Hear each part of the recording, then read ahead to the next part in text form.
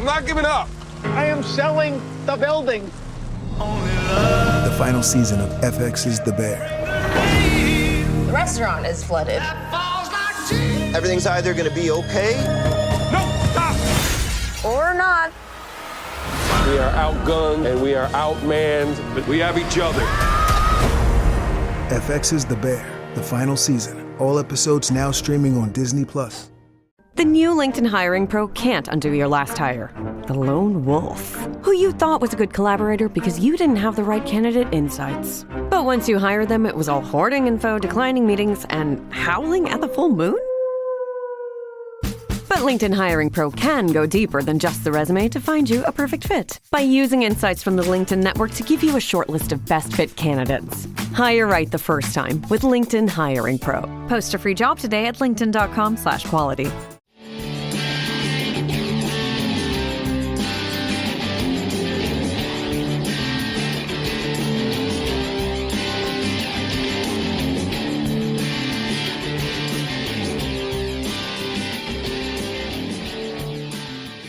Well, here we go. Racing Back.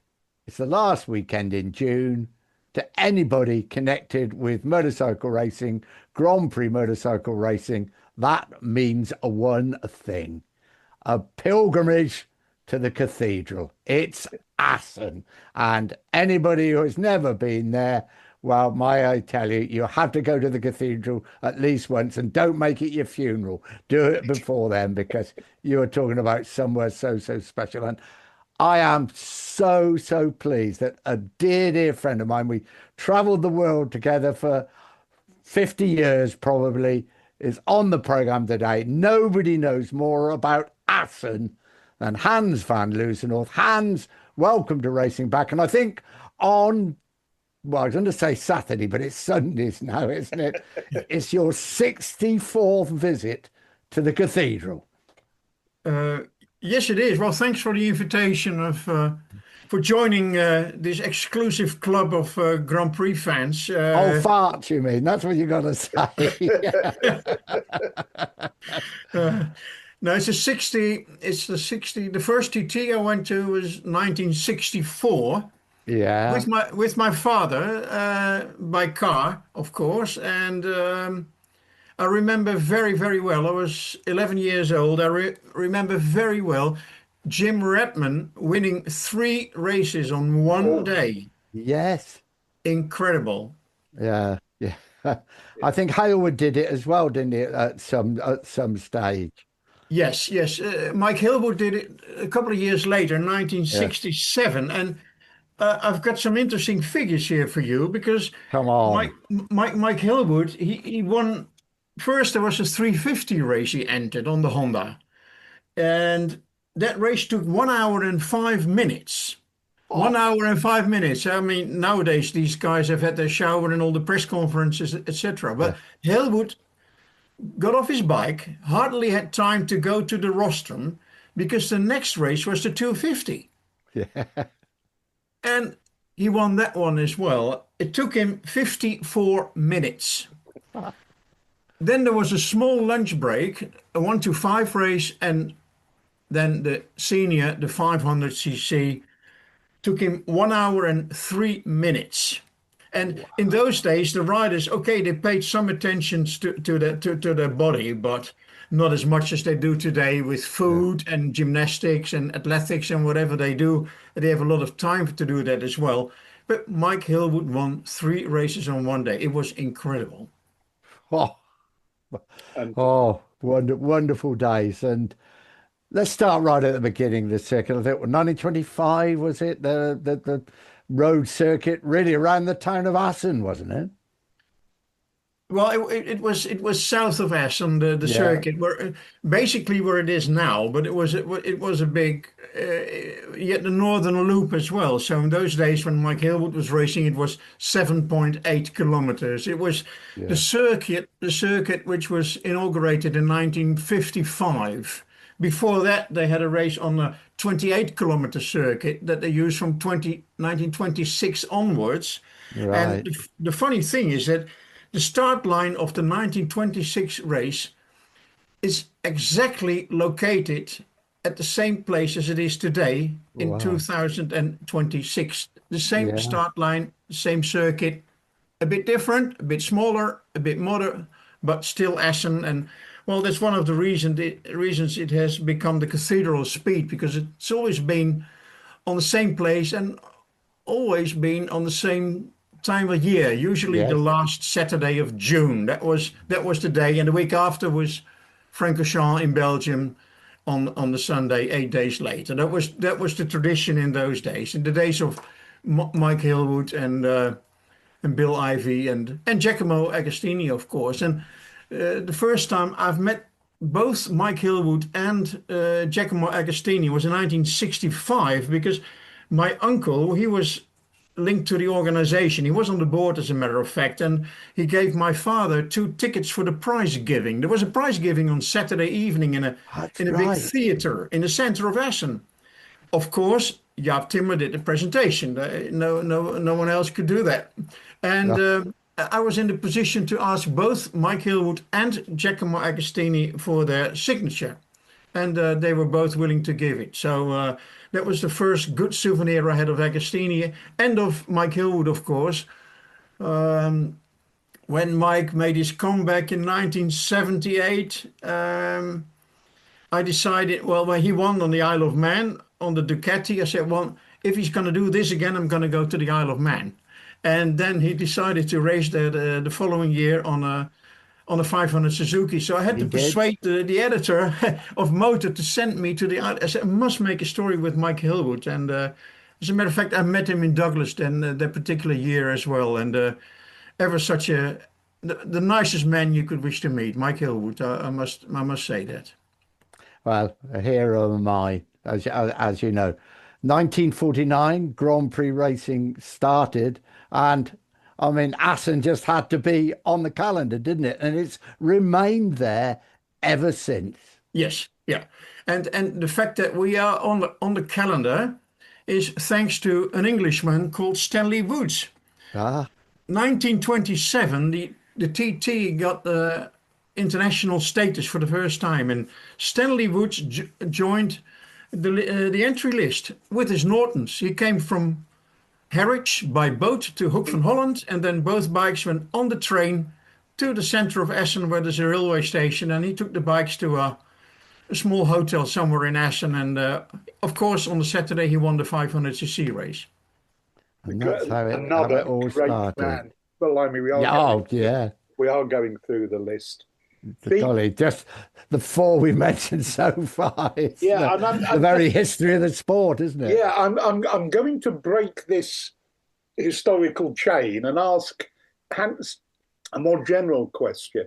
When I first went to Assen in 1980, Jack Middelberg's win, by ferry to the Hook of Holland, just like Stanley on a Motor Guzzi, in fact. I was told by everybody that it was the biggest sporting event of the year in Holland, in the Netherlands, I beg your pardon. Does that still obtain? Is that still the case, or has F1 taken over? Well, in a certain way it is. When you look at the total number of spectators during the weekend, Formula One in Zandvoort with Max Verstappen probably has a few thousand more, because it's sold out for 3 days. But Assen can stage more public than Zandvoort can. So on race day, Assen is probably the biggest. And as Zandvoort will vanish off the Formula One calendar next year, Assen will be once again the biggest event, biggest one-day event in the Netherlands, sporting events.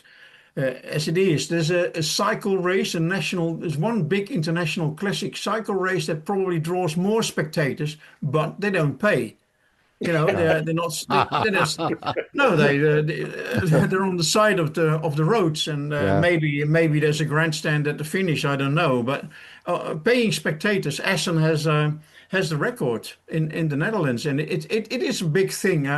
When I used to work there, I heard that they did some research to get subsidies and other things. And 1/3 of the spectators was from the local area, was from the province of Drenthe in the north. Oh, Yeah. right. And there was a high number of people from Germany, spectators from Germany, also from Always. Scandinavia, because for Sweden and Denmark, it's the closest place they can go to from their countries, and quite a few from England as well. Yeah. So yeah, it is a big thing, and I hope it's going to be a big thing for the next couple of years. They have a contract that will last for a couple of more years here. This episode is brought to you by Redfin. You're listening to a podcast, which means you're probably multitasking, maybe even scrolling home listings on Redfin, saving homes without expecting to get them. But Redfin isn't just built for endless browsing. It's built to help you find and own a home. With agents who close twice as many deals, when you find the one, you've got a real shot at getting it. Get started at redfin.com. Own the dream. Study and play come together on a Windows 11 PC. And for a limited time, college students get the best of both worlds. Get the Unreal College Deal. Everything you need to study and play with select Windows 11 PCs. Eligible students get a year of Microsoft 365 Premium and a year of Xbox Game Pass Ultimate with a custom color Xbox wireless controller. Learn more at windows.com/student offer. While supplies last. Ends June 30th. Terms at aka.ms/collegepc. It was a wonderful week, wasn't it? From England, I'm talking about. Yeah. Go on the ferry, just have so much fun. And go to Assen, trip to Amsterdam on the way back, and then go straight to Spa. I mean, it was heaven for people of my age at that time to watch Grand Prix motorcycle racing. And it was perfect. It was, as Hans has said, the European meeting place. You saw more different number plates on motorcycles, as you said, from Scandinavia, from all over Europe. And the timing of Assen in the middle of the season meant lots of deals were sealed, weren't they? Assen was always the place where business was done. New contracts were signed at Assen, or they were announced at Assen. And yes, you mentioned Amsterdam on the way back. Well, I can assure you that Amsterdam, in the days when the race was still on Saturday, that Sunday afternoon, Amsterdam, that was the place where about 90% of the foreign paddock people were to be found. To be found, yes. Yeah. We should say no more. That's all I'm going to say about it. Quite rightly. And the circuit, as you say, Hans, has changed greatly, and even recently it's changed for various reasons. But there's still, and people moan, they always will moan, say, it's not the same, but there's still so much of the old characteristics there, aren't there? Yeah. Yeah, it's a funny sort of place as a circuit, because I remember the foreign people saying, well, Assen has no corners, it has kinks. Yeah. It left, right, and you have to choose the line, and there's a crest in the middle of the road that is to get rid of the water when it's raining. And you have to go over that crest and then crank your bike again for the next corner. It demands a very special technique, and not all riders in Grand Prix racing are fast at Assen, and there's always one or two exceptions. Sometimes at Assen you see a rider, he takes off very, very quickly, and people won't see him again until the finish line, because he knows the circuit, he controls the circuit and the technique to go fast. Nowadays the Grand Prix field is more close, but many years ago, with people like Cork Bellington, for example, he disappeared in the distance. He was gone. Yeah. So it's a special place, and when they changed the circuit, and that was in 2006, that was the last drastical change from 6 kilometers to 4.5. That's a circuit as we know it now. There's a northern part which is very, very slow and a bit boring.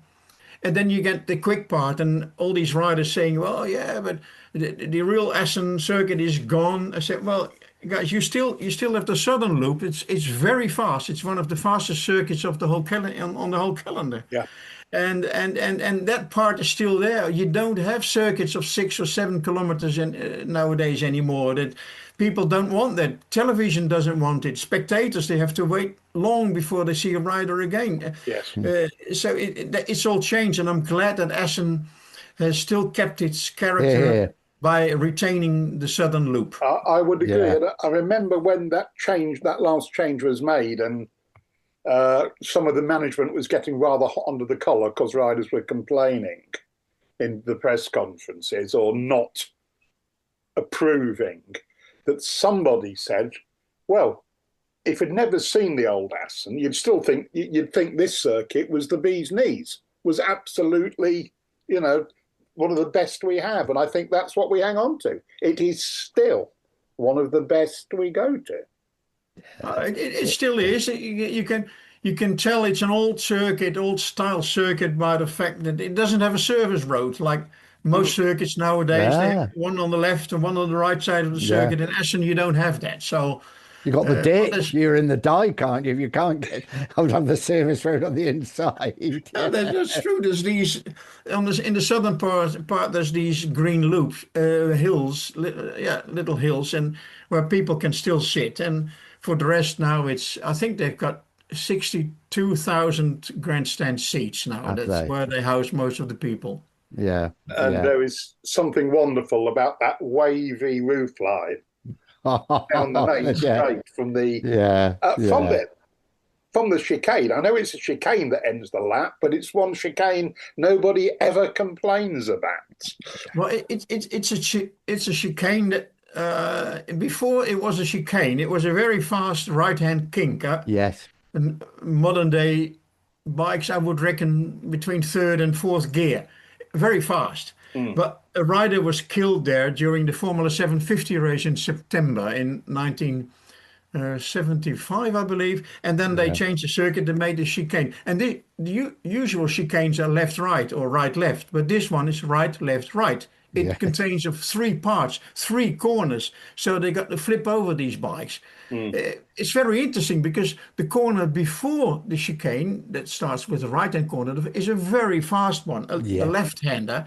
So when you keep the ideal position on the racetrack, you're not on the right place to start braking for the chicane. So that makes these last laps so interesting. Ask Colin Edwards and Nicky Hayden, for example. Yes. Marquez and Rossi as well. Yeah. Exactly. Through the grass to go. Yeah. I remember Joey Dunlop having an incident there as well many years ago. Because, of course, it used to be Assen wasn't just a Grand Prix. For many years, no. It was Speed Week. So you got the old F1 boys racing there as well. And I think Europeans. Yeah, I think you had it on a Thursday night, didn't they? They had practice, and then did they have the TT Formula 1 race on a Thursday night, Hans? Yeah, there was a Thursday night and a classic event as well. Yeah, and right. they had the practice for the European Championship on the Monday. And on the Tuesday there was a European Championship. There were some races. Yeah. And the Wednesday was off for the marshals, for the organizers, for everyone. And on Thursday was practice again. And on Thursday evening, in Formula 1 with Rob McElnay, Roger Marshall, Dunlop, Roger Burnett, Carl Fogarty won it. Joey Dunlop won it 2 or 3 times, I believe. Yeah. That was fantastic. And 1 week of racing. And Assen always tried to give the crowd a lot of value for money. So when the 50cc class was introduced in 1962, they had all 6 classes on the program. Yeah, all 6 counting towards the World What a way to Championship. spend a Saturday. Why was it a Saturday and not a Sunday? Was it to do with the church? That's what I always used to tell people. Yeah, well, yes, it had to do with the church, but not particularly with the religion, because the first race was held in Rolde. There was a start and finish area in the center of a small village, where in the area now Egbert Stroyer lives, as a matter of fact. Yeah. And they decided to run the race on Saturday because on Sunday the racetrack would block the entrance to the church. The people couldn't go to church on Sunday because there were motorbikes in the way. So that's okay. We do it on the Saturday, and besides that, we don't get the criticism from the heavy religious people that are still there as well. So and then they start. Okay, we keep it on the Saturday, and well, it used to be till how many years ago? 2016. I see here on my list, and it was changed to the Sunday, and also some people were complaining about that. But, well, what have you? I mean, all sports are on Sunday nowadays. Yeah. I don't complain because it was the only weekend of the year I'd get home for Sunday lunch. I used to love it. Sunday lunch. Sunday Amsterdam, Sunday Amsterdam, you mean? Yeah. No, I was home eating Sunday lunch. I used to love it on a Saturday, to be honest with you. There was a justification for that change because certainly TV viewing figures were massively increased with the move to Sunday, which was, one of the objectives, really, isn't it? Is to get lots of eyes on the action. Of course. No, that's true. I remember the first day, I think you were there as well, Nick. We went to Kielami for the South African Grand Prix. That was also on a Saturday. Yes, but they certainly were, Hans. Yeah, that's right. And all petrol stations were closed on the Sunday in Johannesburg. Yeah, that's right. Golly, you've got a great memory. Yeah, they were on a Saturday. I think Brazil, and sometimes they run on a Saturday as well when the race was in Rio. But I've got so many great races to talk about, and we could be here all day. Let's ask and about lots of Dutch winners. Yes. You must have seen every Dutch winner then, Hans. Well, yes, as a matter of fact, I have. I was in the lucky position to see Paul Lodewijks win the 50cc race in 1968 on a home-built Yamaha, a private bike, built in a shed behind a house in the middle of nowhere, and not too far from Schiphol airport, as a matter of fact. He beat the Kreidler, the factory Suzuki of Hans-Georg Anscheid. He had he had the two-cylinder still left, and the year after they were banned. 1968. Then, of course, we had 1977, Wil Hartog.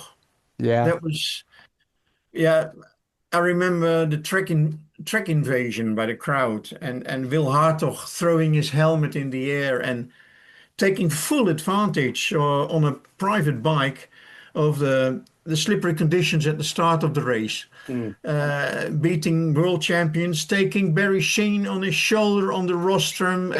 It was such a great day, for Dutch motorcycle racing, and it put him on the list of Suzuki, and later he would obtain a factory bike from Heron Suzuki. 3 years later, of course, Jack Middleburg. Yeah, Jack Middleburg. I think both Jules and I were there for that race. Exactly. You were there too, Jules. I was there. That was amazing because it was he could hardly start because Jack was always limping, always had problems with a leg that he broke about once a year, I think. He could hardly start the bike. I mean, we didn't have starts with running engines, and nowadays you just have to be careful with the clutch. But he had to push the bike, and he won the race as well, also taking advantage of the circumstances. And of course, later he won Silverstone. Yes, he I was there too. Yes. Yeah. I was involved in the Barry Sheen crash as well at Silverstone, Jack. Yeah. The win being the last Grand Prix 500cc win by a true privateer. Yes. i.e. a man who bought his own motorbike. Yeah, and then it came to sidecars, Hans, because like the British, sidecars are big news in Holland, aren't they? Oh yes, because of Egbert Strooijer, of course. As a matter of fact, he won 3 world titles before winning the Dutch TT. First with Bernard Snieders, and then later with the English sidecar man Pete Brown. Oh yeah. And 3 world championships without a victory in your home Grand Prix. Imagine. He has that in common with Kenny Roberts. Kenny Roberts was a triple 500cc world champion before he managed to win the Dutch TT. He won the 250 race. Yes, he did, didn't he? That was Roberts. He always had bad luck. I remember when he was on pole position and his bike was pushed away from the first line of the grid. Was that in because Middleburg? The brake pads had fallen out. Remember that? Was that in Middleburg's year? Was that when Middleburg won? It could have won. I think it was. Yeah, probably. Yeah. I went and sat in the little press box in the main grandstand, and I have this image of Roberts being pushed away. But my main image, before the phrase Mexican wave had been invented, you knew where Middleburg was on the circuit by just observing the crowd going into vertical takeoff as he came past. Absolutely. It was my first Grand Prix as a Grand Prix reporter. I'd been to Assen before, but and I thought, wow, yeah. I went in 75 as well, Hans, but Barry Sheen won his first ever 500 Grand Prix. What a race that was with Aggo. Yeah, I was sitting on the grandstand, no, on the press stand in those days. There was a grandstand with a roof just opposite the finish line. Yeah. Looking at the corner that was still not a chicane. No, it was a fast. It was a fast right-hand kink, and there were Barry Sheen and Giacomo Agostini approaching at high speed. Yeah. Aggo was in the lead. Barry Sheen followed him. Coming out of the corner, you just saw Barry Sheen on the Suzuki overtaking Giacomo Agostini on the Yamaha on the outside. Yeah. He won the race and still is probably the only race in history where there were no split times for number one and number two in the race. They were equal on time according to the timekeeping of those days, which was a bit obsolete. Stopwatches, yeah. There was one who finished first, of course. Yeah. There's a story that Sheen, every lap, he fainted to the inside. He acted like he was going to go through on the inside. Yeah. And then on the last lap, went the other way. Very smart fella. Yeah. Certainly was. Yeah. Hans. We have one more Dutch victor, Harry. Oh, yes, Hans Spahn. Hans Spahn, 1989. And that was also a last lap decider. Dicing with Alex Crivier. I think they overtook each other, 3 or 4 times on the last lap. Yeah. And there was still also the old circuit with two very sharp right-handers. And on the southern part of the circuit, Hans Spahn outbraked Crivier on the inside, took the lead, and on the southern loop, he stayed in front all the time. And Crivier had a Jota Cobas, as the Spanish would say, tried to pass him. The bike was a little bit faster. He couldn't get past Spahn, who won the TT. And then nearly Spahn was caught on the line by Crivier, but just half a wheel or so. And we had another track invasion. Fantastic. Like track invasion. Which explains why when I went in 1980, the track was lined by dodgy-looking blokes with even dodgier-looking German Shepherd dogs on leads. They had big dogs, didn't they? Yeah. That's right. I was impressed by Dutch fans throwing sandwiches between the dogs. So they started fighting for the sandwich. It was, in fact, that's great. That first trip to the Dutch TT, one we'll never forget. Yeah. Probably, along with watching on any Sunday, absolutely formed my ideas of what motorcycle racing should be like, how it should make you feel, what it should give you. And also the grandstands in Assen, the seats for the spectators are very close to the racetrack. I mean, in Silverstone, you need a pair of binoculars, to be honest. Yeah. And in Assen, you can really see the riders approach and recognize who's who. Yes. Yeah. No, absolutely. One thing I do want to ask you, Hans, because obviously for NOS, the national television, you were doing MotoGP and Formula One, and as you were saying, Verstappen and Formula One, but you've seen how Liberty came into Formula One and the changes they've made. They've now come into MotoGP. Will the changes be the same? Well, how do you see they're going to do it? Well, they're going to put more emphasis on show. I mean, that's obvious. I mean, we've seen what they did with Formula One, for example, the American Grand Prix in Las Vegas and in Miami. It's one big show. There's more celebrities on the grid than riders or drivers, or what do you want to call them. There's more attention for that side of the show, and I'm glad that Max Verstappen said, "Well, I'm not so much into those kind of show deals and funny tricks and interviews, and I have to do. I like the sport. I like to go fast in my car, and I think in bike racing we will get a bit more entertainment, more music. We'll definitely get more music. At Zandvoort, where I was 2 years ago, there's more music than racing.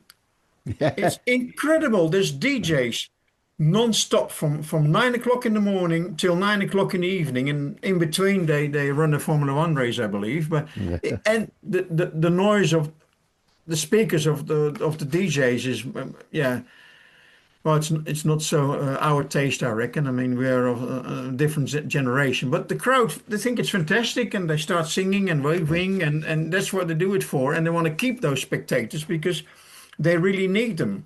In particular in Holland, where sports, both Formula One and both MotoGP, are not subsidized by the government. They get some money, but it's less than, I think it's probably less than 10% of their budget. They get some support, but it's not like the in the Far East and in Malaysia and Indonesia, where the government pays the fee to the promoter. They don't do that in Holland. They have to, as we say, keep your own pants up, huh? They say. I was going to say stand on your own 2 feet, but I think that is such a Dutch way to say it. So, Nicholas, we have 6 minutes left just to Right, great. You've had your favourite race. Is it fair to ask you your favourite in those 62 years that's coming up? Yeah. Well, it's hard. It's hard to say. There are some, of course, there are some highlights. Herbert Stroyer winning after 3 World Championship titles, finally winning in front of his home crowd. That was very special. Yes. The Dutch victories in general, but also the foreign ones. I mean, Giacomo Agostini winning the last 350cc race on an MV in 1976. And absolutely only time the bike finished all year, and he destroyed. He was gone. Destroyed a fleet of very quick Yamahas. He did the same that year on a 500cc MV at the Nürburgring. Nobody could follow him. That shows the class of Agostini, and his victories are hard to forget. And he's still around there. You can still go to classic events and see him, and he would jump at the age of, what is he now, 84. Oh, 84, okay. We look at ages now, don't we? A lot more than we used to. And every year he says, it's the last time, and next year I stay at home. No, the first classic event of the year, who's on the first line of the grid? Agostini. I love it. I really do. But Assen, I have no particular races. There are some highlights. Valentino Rossi winning his last Grand Prix in 2000. What was it? 17. Yeah. He had his own grandstand at Assen. Yellow, completely filled with his own. There was a very active Dutch Rossi fan club, and they realized with the organization of Assen a reserved grandstand for the Rossi fans and other people. And Rossi, for the first time, getting off the bike and kissing the grass in front of the spectators and dancing and cheering. Those are things I remember, but also the fight between what was it? Wilco Zeelenberg, who's still around now, dicing with Keely and Cadalora for the victory in the 250 class. Yeah. Finish also, he didn't win it, but it was one of the best races I've ever seen. Yeah. And poor old Colin Edwards with Nicky Hayden, the hard luck story of hard luck stories. The trouble is, no one cared because Nicky won.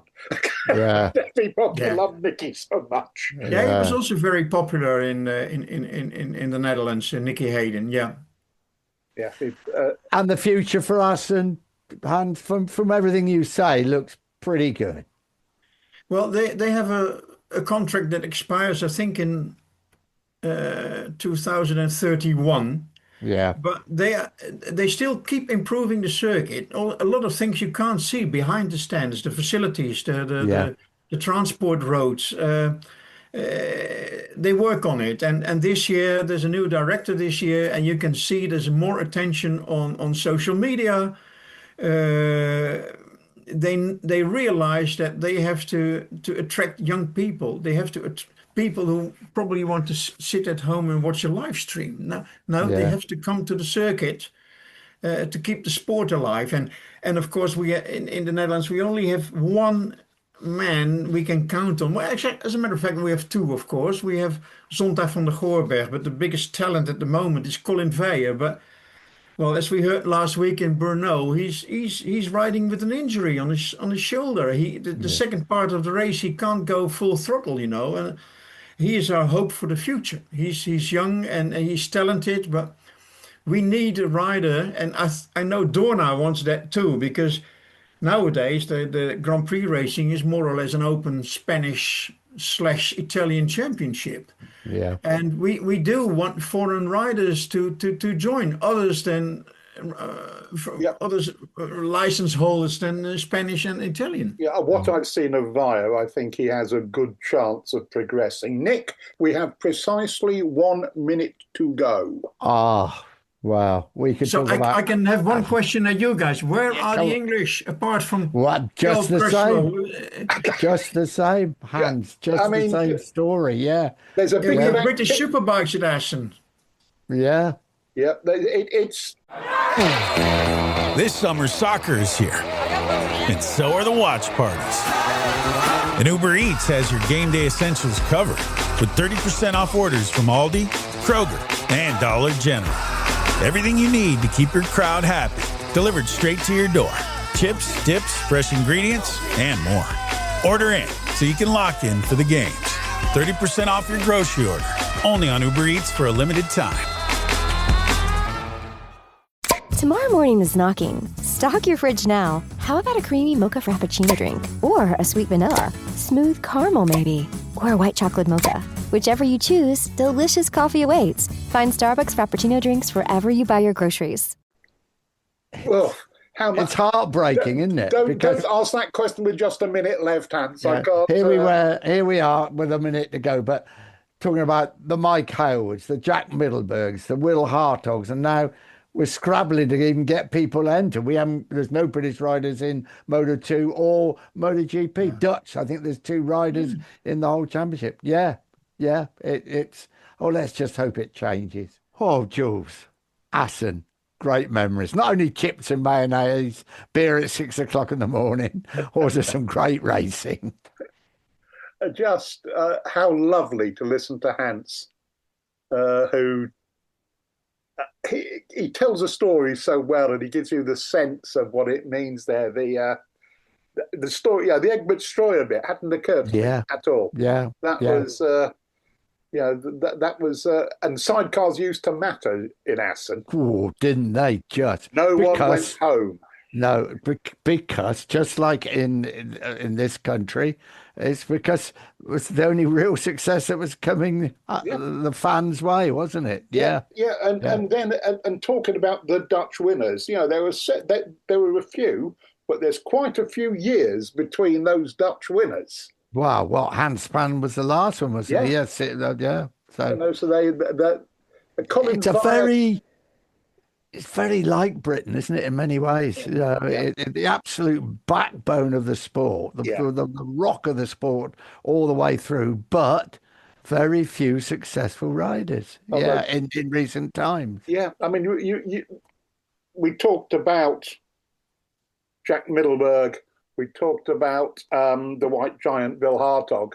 Will Hartog. We should mention Boot van Dalman. Boot van Dalman, I think he won a Matra, didn't he, one year? Yeah. He did. Those three, they were all massively impressive, fast, competitive men who could they were. race with the best. They always used to come to the big races in the UK. You know, they always turned up to go gun for the money at the end of seasons. They did. And Hans himself travelled the world with Hans Watt for 50 years. Great friends. Many scrapes together, but he was annoying. There was me, long hair, beard, couldn't speak any different languages. Here was Hans, blonde, tall, spoke about 4 different languages. Do you know, I still go into the pub in my village now, and they still ask me. They're not girls now, the older they say, where's that blonde Dutchman you used to bring in here before? Oh, infuriating. More reasons to dislike him, yes. No, not at all. Next week, Paul Butler returns. Now, we keep saying Paul's coming, but he is. And he's going to talk about Aggo's switch from MV Agusta to Yamaha. And, of course, the first ever winner of the World Championship, the Premier Class World Championship on a 2-stroke. Also a lot about Kenny Roberts and his team that Paul was so involved with. And some sad news we heard.